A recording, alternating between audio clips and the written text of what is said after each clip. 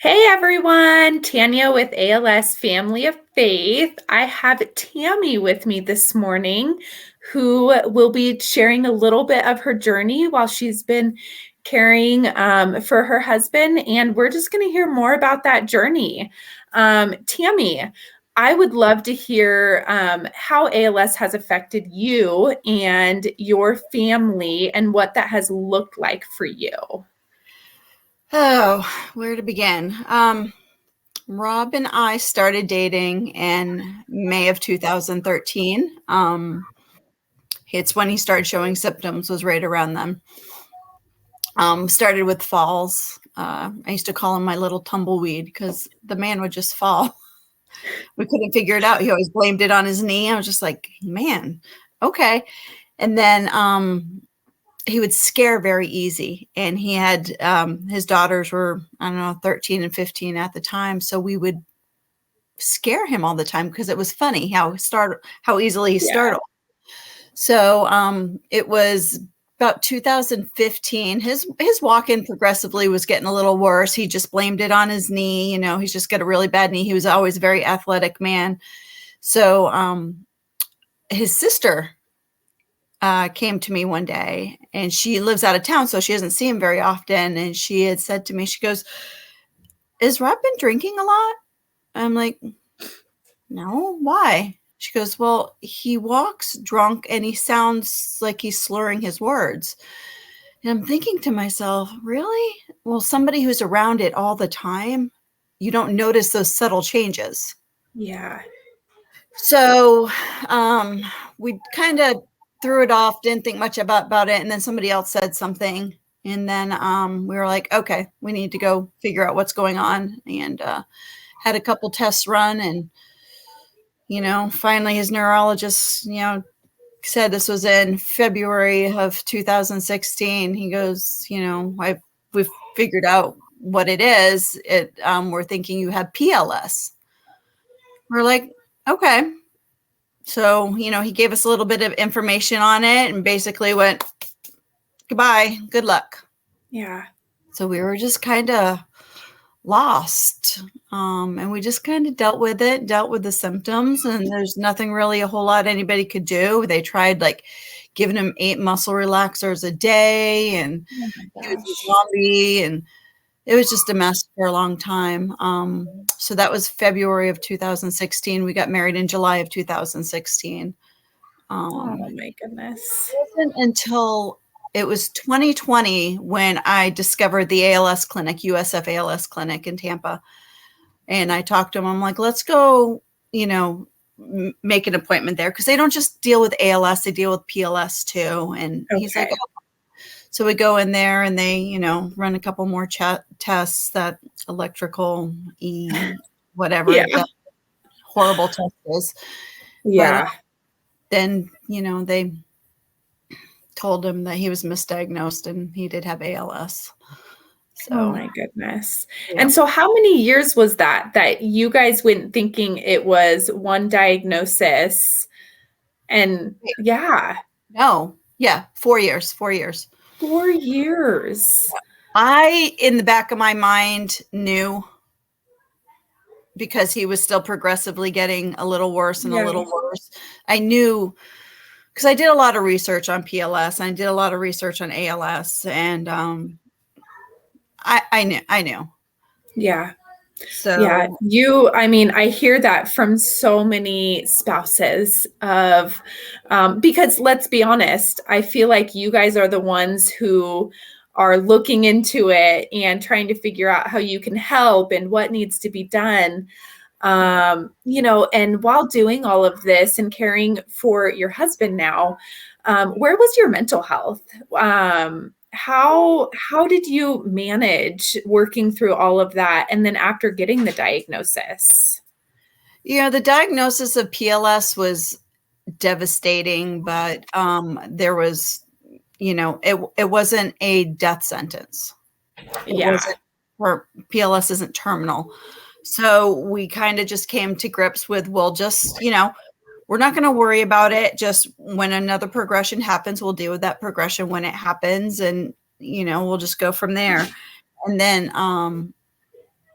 with the diagnosis of the ALS, it was obviously a lot more shocking and a lot more Yeah. scary.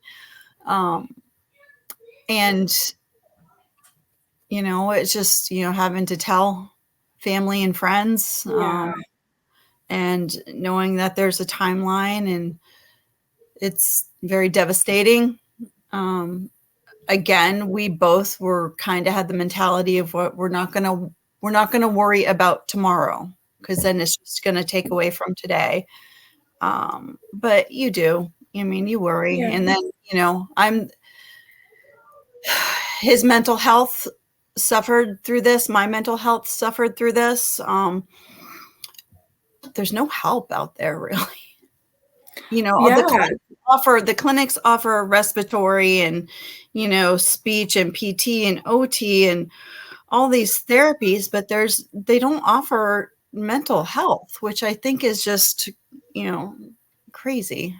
No, I agree. And that's something that I kind of wanted to touch on, ALS Family of Faith and how you came about finding us, because that's one of our biggest goals, knowing that there is not mental health, spiritual health. Um, And yeah, there's not, and that's, I went searching because I needed help. yeah, His mental health it's a roller coaster. He'll be good for a long time and then he'll just crash, and he'll be bad for a long time. And, with that, my mental health suffers too. And, I was just going through a really bad time. I lost, my health insurance when he was forced into retirement. Which that was okay. He had his Medicaid and everything, but then, yeah, everybody's like, well, go find a doctor, talk to somebody. I'm like, I can't afford that. Not only we're now yeah, living on disability in my check, but now I don't have health insurance. So that's not possible. So I went searching on the internet, and I found, a couple groups, and, ALS Family of Faith being one of them. And I was at one of my lowest points when mm, I was able to start talking with Bert, and yeah, yeah, um, he's, you know, yeah. It's fine. I'll cry right with you. very Um, thankful for you guys. yeah, no, it's heartbreaking how little there is. Yeah, Um, for yeah, the ALS community. And I'm thankful that, we, Bert, ALS Family of Faith, has been able to support you in this way and come alongside you while you're caring for your husband. And, we could talk about it all day of how ALS is affecting your husband and the daily changes that you're seeing his body go through and what he has to go through and what that does to you. yep. Um, I sit there and look about, my emotions, what I'm going through, and he's going through it, 10 times more. And it's just now, he's a man. They don't, he yeah, doesn't really go into the support groups. He doesn't, do the counseling, and that's just not his thing. So, yeah, he has to no, struggle with his mental health in his own way. But yeah, no, I am very, yeah, out there, and I'd have to say with any terminal illness, when somebody is given that diagnosis, whether it's ALS or any other terminal disease, it's what do you do after, and how do you soak that in, and how do you learn to live your life with this new reality?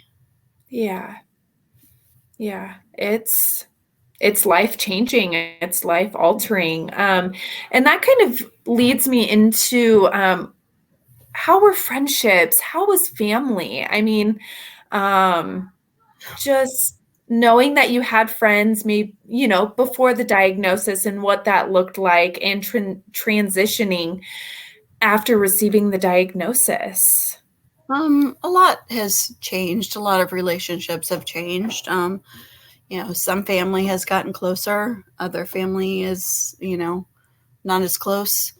Um, Same thing with friends, it's, I've met a lot of new friends through the ALS community. Yeah. But we have a very, tight circle of close friends, and, they're there. But, relationships change, because our life is different. We can't do what we used to do. Things are Yeah. just, you know, every year everything changes just a little bit and a little bit. So, life goes on for others. So, but Yeah. for the most part, we've got a really very thankful for Yeah. our circle. You know, No, I'm also very thankful. And I just, I know I've mentioned this before, but I love the joy that you guys spread yeah, within just your social media. I mean, because let's be honest, when you receive a diagnosis like ALS, it can either bring out the devastating and the worst, or, like you said, you can take each day for what it is. And yes, of course, you think about the future and you think about what's going to happen. But I think you guys both are really good at finding the joy in each day, just from what I've gotten to see and gotten to hear from you. right. Um, I truly enjoy your guys's outlook on life and the surroundings that you guys have with your friends, rallying around you guys. Maybe Yeah, not as often as it used to be, but and that's they're there. it's yeah. When we rally the troops, they're there. They are. Yeah. I mean, our Yeah. ALS walk last year, we had, I think there was a total of 60 in our group. Wow.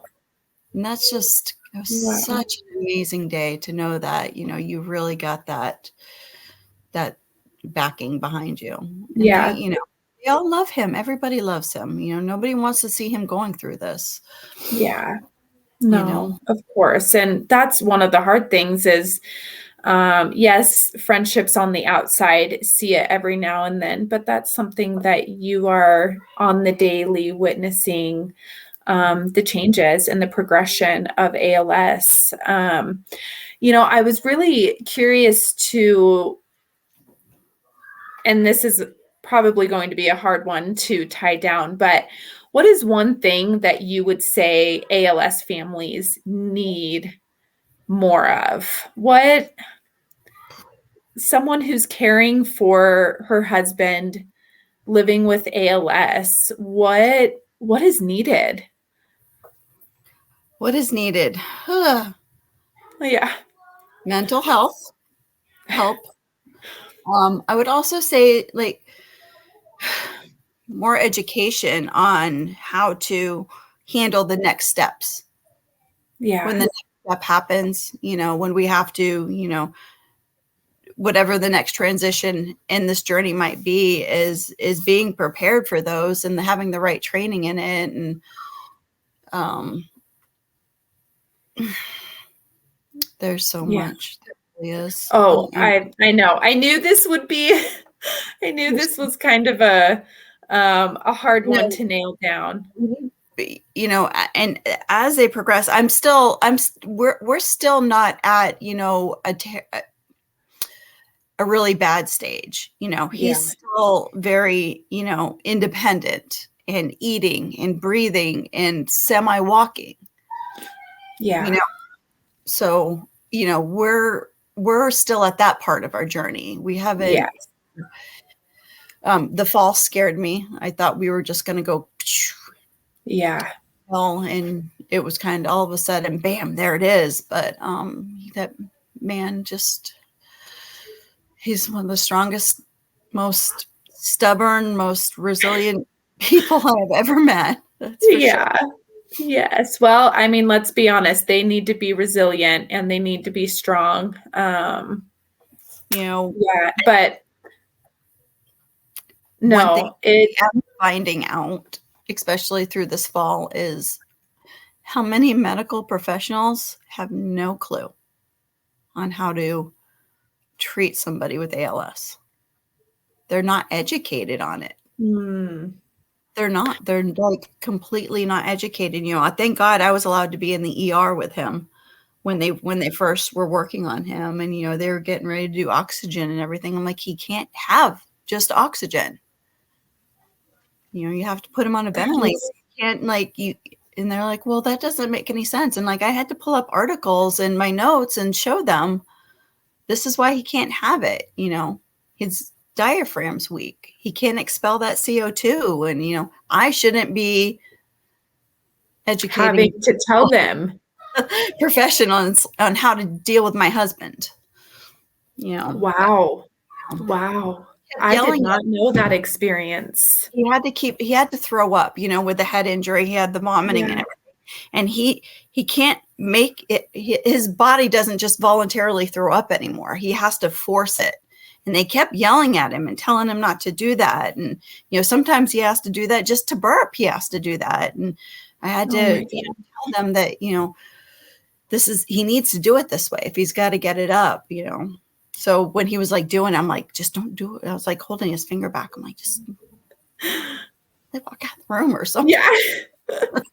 You can't do that. Oh my goodness. No, but that is something that needs to be highlighted more because, first of all, you are not the only one that has stated having to take their loved ones who's living with ALS into a hospital for whatever reason, whether it's a procedure, a planned procedure, or an emergency. And they are having to educate the doctors and the nurses on how to care for their loved ones. And I cannot fathom how that is happening. I just Yeah, I they don't don't understand. I don't just think they just don't understand the mechanics of it. They don't understand the lack of communication that can go on, and that this is fine. Yep. Just because they can't talk or they can't move the way that they used to move doesn't mean that there's anything wrong with this, Yep. and No. frustrating for, Yeah. especially for me watching that, when they would, some of the medical professionals would come in and they would just talk with me and I would kind of look and I would get him involved in the conversation, to Yeah. like, he's very capable of hearing what's going on and understanding what's going on. And Yeah. No, and let's kind of backtrack. So you said earlier that you're maybe not as far along Mhm. in the progression of ALS as others are. And so math, you are 8 years We are. into Wait. this, Yes. almost 8 years, Yes, almost correct? 8 years. Yeah. Yeah. Um, Yeah.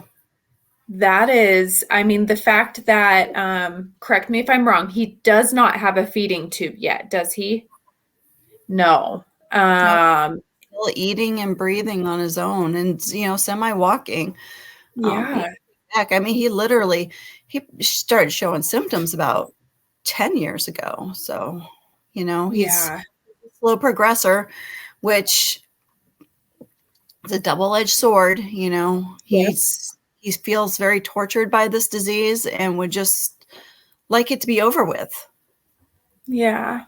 He has some, when he had his fall, the first thing he said to me when he got out of the hospital is like, why didn't you just let me die? Hmm. Nuts. Yeah, yeah, So, I mean, he's living this very slow, torturous death sentence. So, but at the same time, all of us loved ones and family and friends, we're so happy he's a slow progressor. yeah. But at the same time, he's just like, I'm so tired. He's like, I'm done. I want to be done.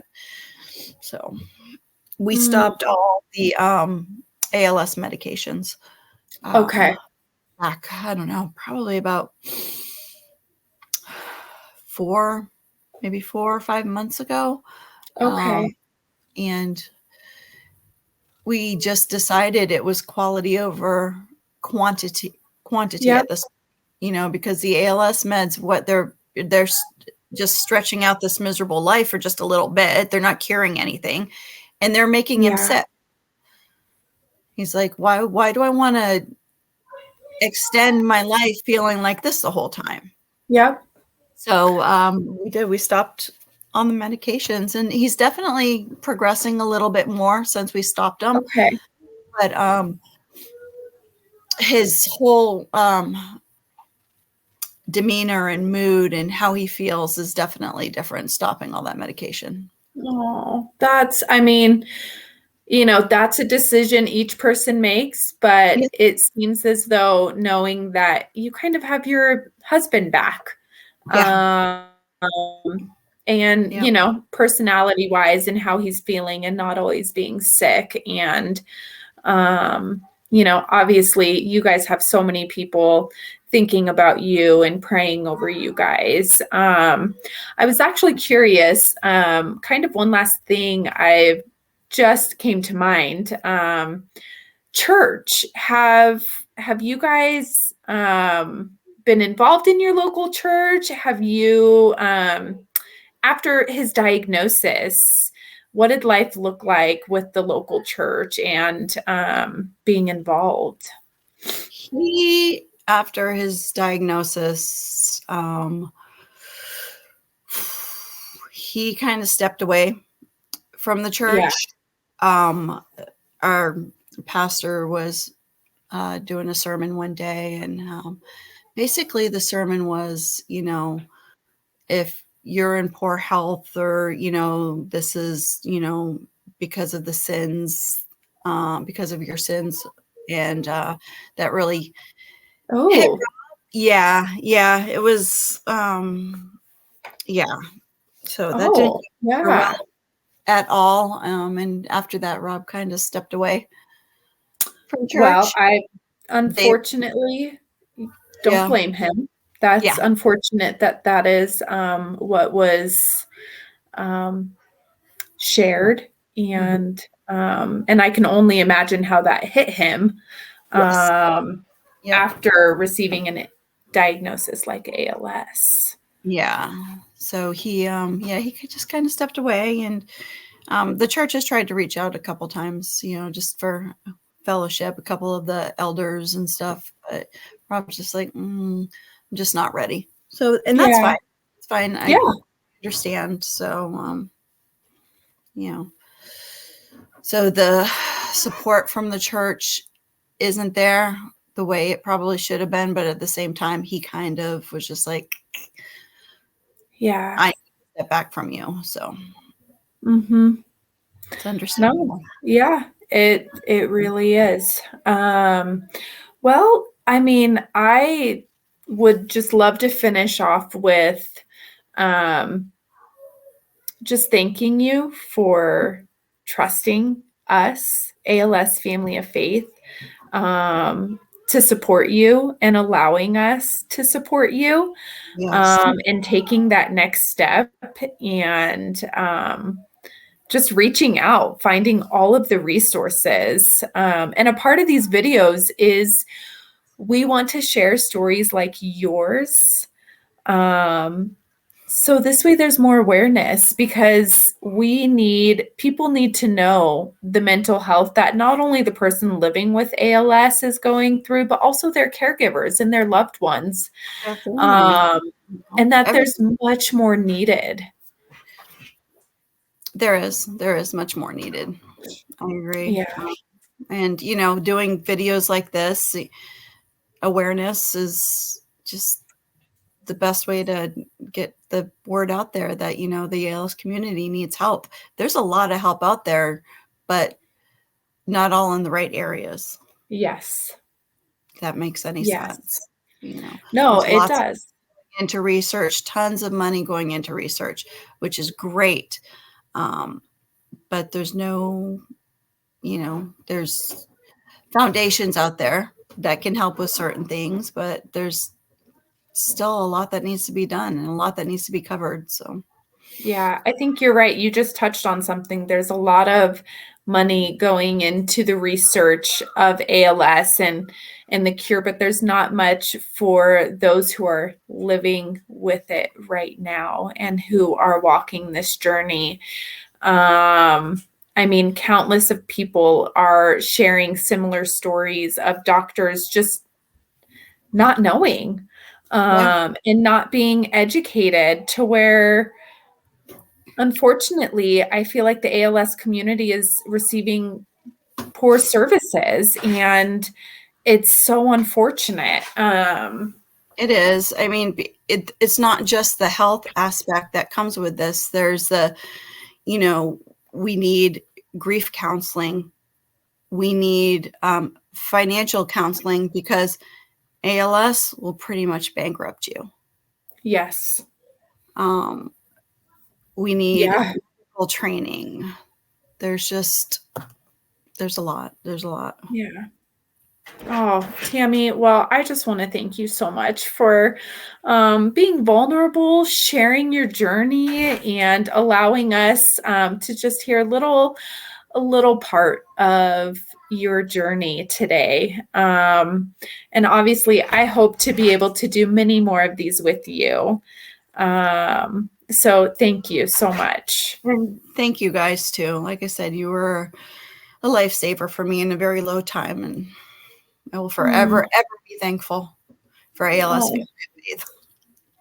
Well, I mean, I'm just thankful that we have been able to come alongside you in this way and now furthering this journey in bringing more awareness and hopefully more change for the ALS community.